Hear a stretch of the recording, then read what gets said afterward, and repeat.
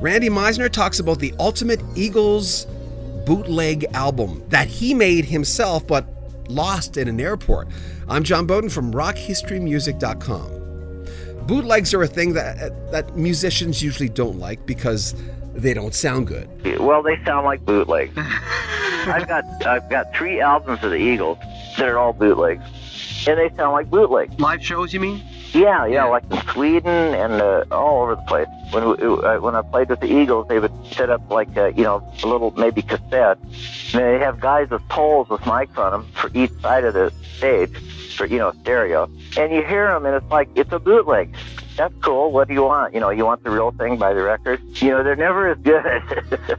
Well, there's a lot of trading going on the net now. People just trading back and forth. Mind you, they're not selling them, but they're trading them back and forth, Oh, God, I got one the other day.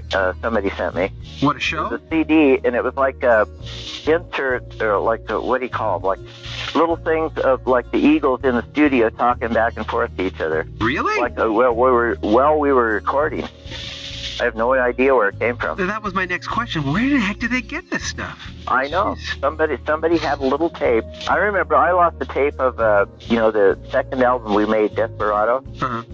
And every day I would go into the studio when the Eagles would rehearse, and I had like one of the first Sony stereos. They came in a little bag, and they had 2 little speakers with them.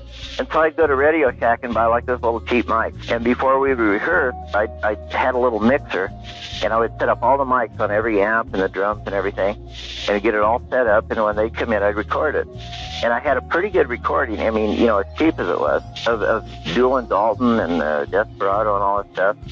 And gosh darn it, we went to, I think it was Hawaii to play. And I was like dreaming or something. I left that thing laying in the airport. Somebody got the cassette player and the tape. And someday that's going to show up. I can't wait. Oh, my God. It was like, stuff that I just, I had. I was so mad that I lost it.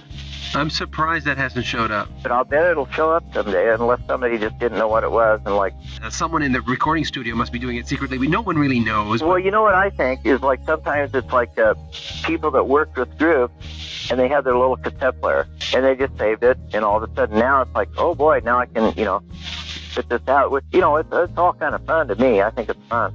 We'll have more from our lost interview with one of the nicest guys I've ever talked to in music, Randy Meisner, coming up next week. Make sure you comment on our videos, subscribe to our channel, and share our videos.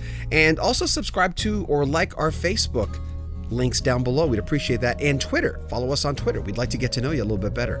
I'm John Beaudin from rockhistorymusic.com.